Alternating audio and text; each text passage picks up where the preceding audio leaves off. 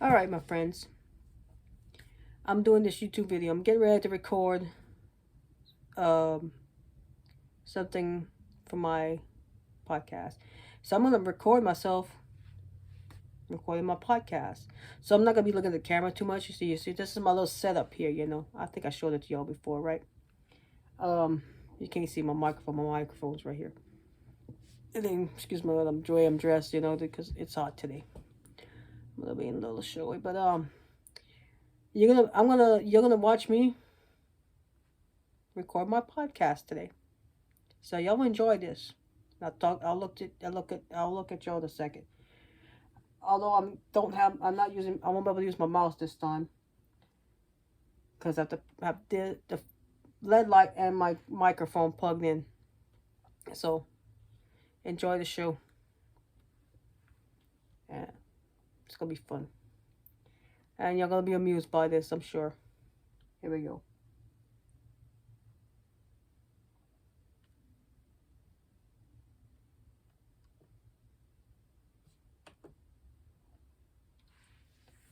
Hello, everyone. Welcome back to the T Spectacle. Tarina here with the latest episode. And as you can tell, my voice is back to normal. Woohoo! As a matter of fact, I just finished recording an audition and chapter 6 of my book. And I'm also recording myself on my camera for YouTube. Anyway, what I'm going to talk today about this particular episode of the T Spectacle, I'm going to be talking about one of my first favorite TV shows. One of my first favorite TV shows. And one that I geek out on, for the most part. And that is Star Trek. Yes, I am a Trekkie. I have been a Trekkie since I was like 8 years old, so the mid-80s. My dad used to watch all kinds of sci-fi shows, and Star Trek was one of them, and I got into the original Star Trek series because of my dad. So I'm a second-generation Trekkie. And notice to say Trekkie. Okay? Now, I grew up on the original series. And then, of course, in 1987 came Next Generation, which at first I was hesitant to watch because I was a Kirk and Spock fanatic, especially Spock. Spock's still my favorite Star Trek character. But I was a kid then, so because 1987 I was 10. So when the Next Generation came out, I was like, oh, how can they replace Kirk and Spock? But then sat down with my dad and watched the first episode of Next Generation, and I fell in love with the series, and we go from there. That series, my favorite character is Data. Or I like all the characters, but Data was my favorite character of the Next Generation, and my second favorite character of the franchise. Then, of course, I watched Deep Space Nine and Voyager and Enterprise. Now, a lot of Trekkies don't care about Enterprise, but I love Enterprise. I enjoy them. The only series that I don't watch, and I kind of refuse to watch, is Discovery. I just don't know, but I watched the first episode when it was on network TV, and I just can't bring myself to watch the rest of it. Well, actually, that's not the only one I don't watch. I don't watch the the adult cartoon version of Star Trek. I forgot the name of it. I don't watch that one either. Now, I have watched a couple episodes of the original cartoon Star Trek series from the 70s. I watched a couple episodes of that. And I am looking forward to Strange New Worlds and the Nickelodeon cartoon version. Prodigy, I think the cartoons version, the Nickelodeon one. I'll watch that one. But other than that, but I still consider myself a Trekkie, even though I don't watch certain series. I mean, just because I don't watch certain series doesn't mean I'm not a Trekkie. Trust me, I am a Trekkie. I watch a lot of Star Trek. As a matter of fact, I got the entire series, Next Generation, on DVD. And I'll still watch it when it plays on TV. In fact, I think yesterday I watched a couple episodes on from on BBC America. I was still watching on there. And I've watched every episode of Next Generation a million times over. And there are times where I still catch stuff I've never caught before. Like, I'll catch little things that, I'm like, just noticing it now, even though, like, what, 30-something years later, I'll notice something. Oh, and I have watched Picard series, and I look forward to watching Picard, especially now that I found out that Q is going to be in the second season of Picard, and Q is actually one of my favorite pain-in-the-ass characters, as I like to call him, or mischievous character. Yeah. I also like all the movies. I also, including the reboots, what as they call it, the Calvin timelines movies. I'm not a big fan of them, but I do enjoy every Star Trek movie, and I make it a point I buy every Star Trek movie. I have every Star Trek movie on DVD. I have season 1 and 2 of the original series on DVD, and I have the entire series of Enterprise. I haven't got Deep Space Nine or Voyager yet, mainly because they're expensive. And I could watch, and pretty much, and since I have Paramount Plus network, I can watch every series anytime I want, to be honest with you. So, it's not like I have to get the DVDs. Yeah. So that's my love affair with Star Trek. So, this is the order of my favorite series, as out of all the series, is Next Generation. Next Generation is my favorite of all the series. Then it's I'll say Deep Space Nine. Even though when I originally watched Deep Space Nine back when it originally was on the air, I didn't watch the whole series and I missed most of it. But then now that I'm an adult and I rewatched the series, I get why it's one of the popular series. Back when I was younger, I liked Voyager more. And I still like Voyager today, but now that I've watched Deep Space Nine again as an adult, I appreciate it more, so I'll put Deep Space Nine as my second favorite. Voyager is actually Enterprise is third, then Voyager, and then the original series.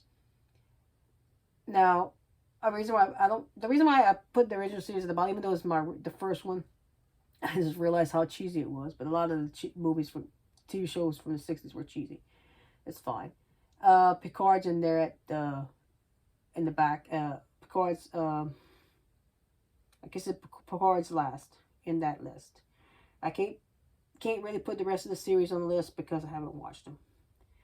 But I look forward to Strange New Worlds because it's gonna be. They claim it's gonna be some similar to the original series and Next Generation, mainly the original series. So that's good. More episodic, like the original series and Next Generation. And I look forward to seeing the adventures of Captain Christopher Pike, the third captain of the Enterprise. Well, the second captain of the USS Enterprise. And by the way, I think the ship, the Enterprise itself, is actually a character of the series. Just like Deep Space Nine, the station's is character of that series. Voyager, the character of that series. You know what I'm saying. The vessels and the stations are as much a part of the character of the series as the actual characters. I have met 4 Trek stars in my life. Back in 2016, I met William Shatner. And I've heard of that he's egotistical. And I agree, he is. But he's still a nice man and he's funny. He's charming but egotistical. I can't really put him down too much. But I do understand why people call him egotistical. But I like William Shatner still. I respect the man. And I got an autograph up from him. I got the shaking hand and I got an autograph. Oh, wait a minute. I'm saying 4. It's actually 5. And then a couple of years later, I met Nichelle Nichols. And this is at Comic Cons, okay? Nichelle Nichols, let me tell you, that lady is a beautiful woman. Not just she's inside and out beautiful. She's charming. She's a wonderful lady. I enjoyed meeting her, and I got an autograph from her, and I got a picture with her. She was a complete delight. If you have a chance to meet Nichelle Nichols, I encourage you, meet the lady. I know she's up in age right now, but I encourage you to meet her. Most recently, was it last year or the year before? It had to be the year before. It was 2019. I went to another Comic-Con where I met Brent Spiner, Marina Sirtis, and Michael Dorn. Now, I got autographs from Marina and... No, I think I got autographs from all three of them. No, definitely Brent Spiner. Did I get autograph from Marina? I don't remember. I know I got a picture from Marina and a picture from Michael. And I got a picture with all three of them together, which I have that. The triple shot, a picture with them on my wall, and I have a picture of Brent Spiner. Brent Spiner was pretty cool. He made me laugh. I was kind of waiting to go, get the autograph, because, you don't want to interrupt him. He was on the phone at one time, and, I asked the person that was helping him out, I said, it's okay if they're like, sure. And he, I was the only one in line. There was nobody around. He's like, he just kind of makes us wisecrack, like, all right, y'all gotta wait in line, and all this stuff. And I'm like, really? I'm the only one here. So I kind of wisecracked with him. And he was cool. Like I said, David's my second favorite, character. And I got a picture with him as well. As well as the autograph. Now, I ended up picking a picture of where it's Data and Data's brother Lore in the picture. I think it was. It was two Datas in the picture. And what was cool, he signed his name twice on the picture. He signed it on each one. It was pretty cool. So he was cool like that. And Serena was a delight to talk to. Michael, I guess he wasn't really in the mood that day or at that time. He was nice, but not very talkative. I guess he's kind of shy. I don't know, but anyway, that's like. But regardless, they all five were highlights because I got to meet some Trekkies. Now, with everything going on right now for the past year and a half, almost, I've been doing the online Comic-Cons, and I got to watch, a couple of them. I end up getting autograph of John DeLancey through one of the online Comic-Cons. So that's cool. So I got a picture of Q with his autograph. Coming up at the end of this month, there's I'm gonna be watching Enterprise virtual Comic-Con, which is gonna be with Dominic Keating, Connor Trenier, and the one that plays Phlox. Dang, I forgot his name. But anyway, Trip, Reed, and Phlox, if you want to go by the character names. And I'm kind of debating if I should pay to get the autographs from Connor and Dominic, because I like them two guys. As a matter of fact, I used to have a crush on them. I ain't gonna lie. Would like to meet them. I look forward to seeing them virtually, just watching them and hearing them talk on whatever question. I don't know if I'm probably not gonna ask any questions virtually, but it's gonna be cool to hear that conversation that they can have with whoever's gonna be hosting the event. And let's see what else. I was just thinking of something else about I could talk on and on about Star Trek and my love for Star Trek. I have the ships. I used to have all the ships. I had the action figures. Now, I kept them for a long time, and at first I wasn't letting my kids play with those toys, but now I let them. I have two boys, so they kind of like pass them down to them.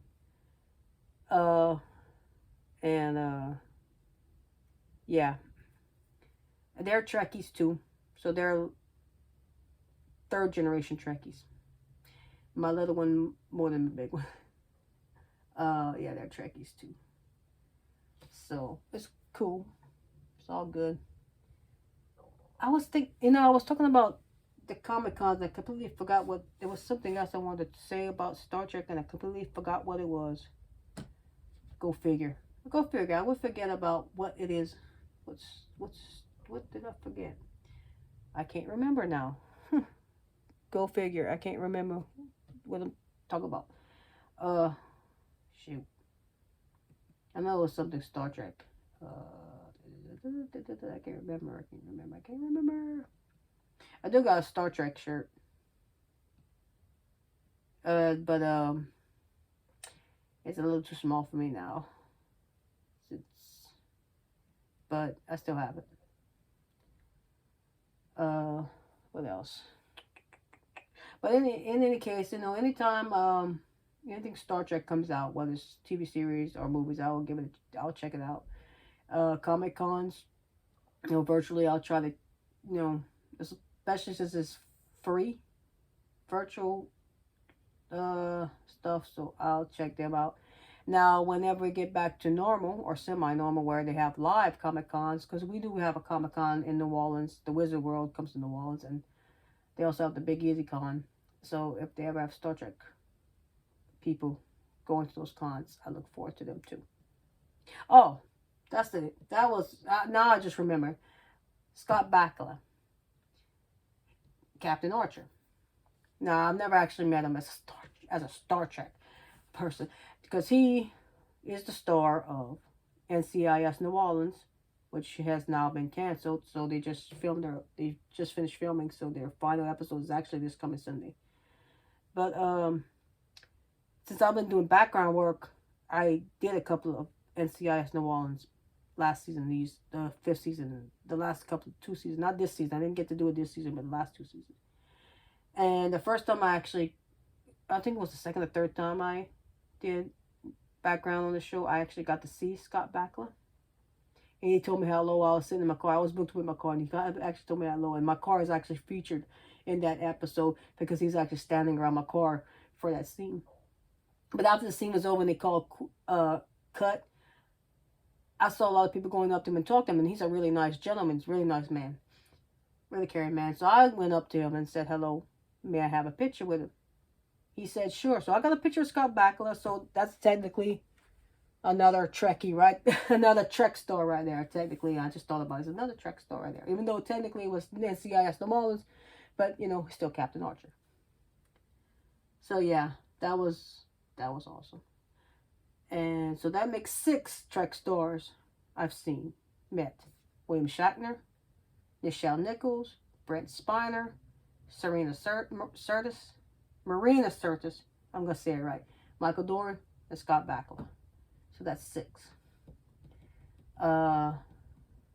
Yeah, so that's pretty good, right? That's good. I'm still going to eventually meet some more, eventually, one day. I follow a couple of them on the various social medias like Twitter and, well, mainly just Twitter. So that's cool. Anyway, this is what I wanted to talk about in this episode of the T-Spectacle. I'm a Trekkie and I'm proud of it. So y'all have a good day. Well, I might end up recording another episode because the quiz the poll that I put on Twitter, it was a tie, so I gotta talk about the other one. I don't have to talk about the other one. I might. I don't know yet. I'll think about it. Maybe not. Actually, I have something else I'm gonna talk about. But anyway, thank y'all for listening.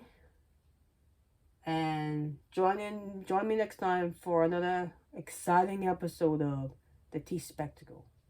Tarina is signing out for this episode. Bye.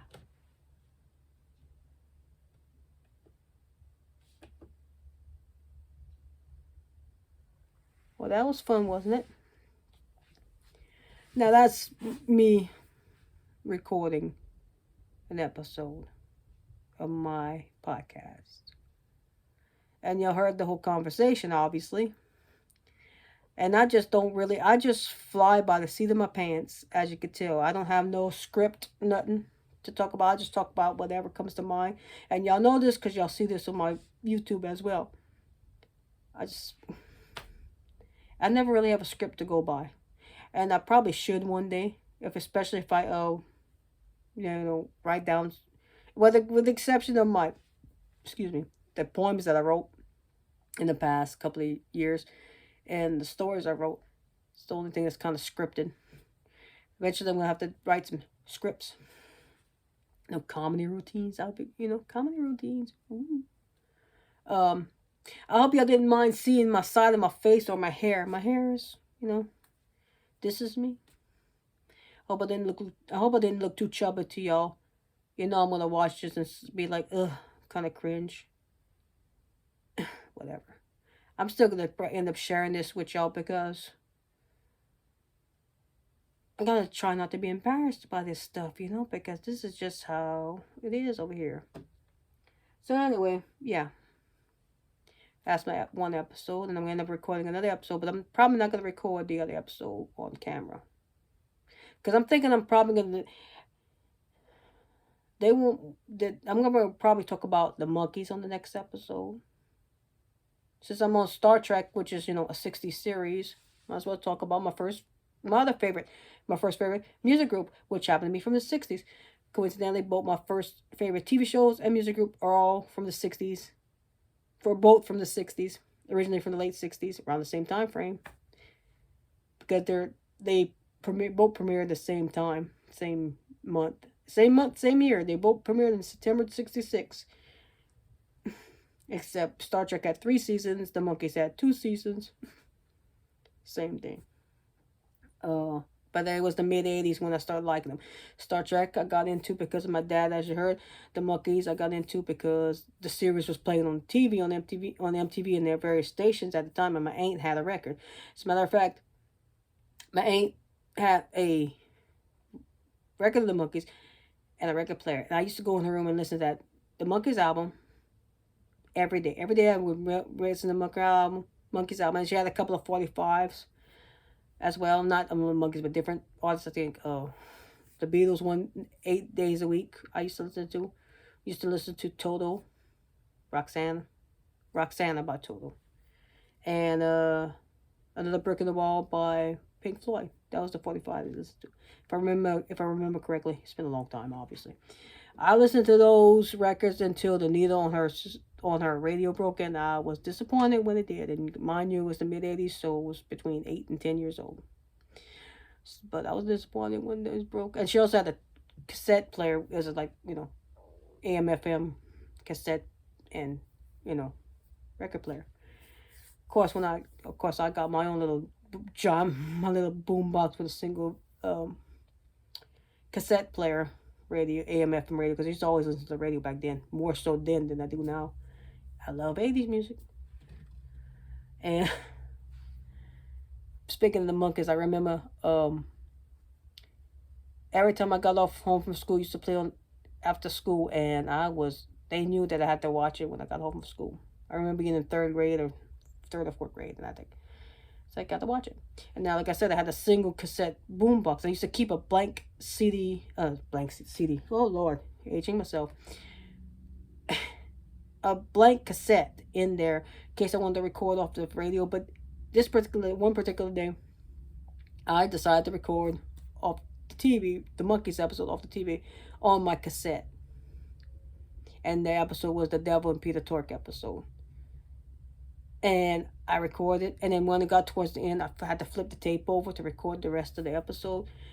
But I listened to that cassette every day after that, and I pretty much learned the words of the episode. I think that's probably what really got me into acting. I always wanted to be an actor. I think that was one of the real pushes for me to be an actor. It was because I used to always listen to the Monkees and act out the Monkees and having the cassette and really listening to it. I knew the lines. As a matter of fact, the Mike Nesmith speech towards the end of the episode, I used it as a monologue, and I kind of made it my own monologue, which is actually entertaining. I think I did record myself saying that monologue on YouTube. You might want to go check it out. I think I did. I'm pretty sure I did. I think it was last year. So if you go look on, my YouTube page and go back to last year, 2020, I want to say that I did recorded me doing the monologue from the monkeys. Or it wasn't really a monologue, it was dialogue, but it was mainly Mike's talking, so it was kind of a monologue. Anyway, I hope you all enjoyed the show. And I still can't get the habit of looking at where the camera is. I'm still looking at the screen, the phone screen, instead of the camera. Sorry. I gotta get used to that. Anyway, I hope you all enjoyed the show. Hope you enjoyed watching me do my thing here. Because this is not just doing the podcast. This is also me recording my audio, an audiobook, which I'm working. Y'all know I'm working on, or whatever I'm recording, the audition. So. And I hope y'all enjoyed the show. And I will see y'all next time on my YouTube channel. Y'all have a good weekend. Bye. Why is it? I pressed it one time, it doesn't work. I don't know why. Maybe it's because my finger's blocking the... I'm going to try this again. Ever since I got this, I must be blocking the sensor. Maybe that I'm not aiming it at the phone. Whatever. Y'all know I'm gonna... my silliness. Enjoy my silliness. Bye.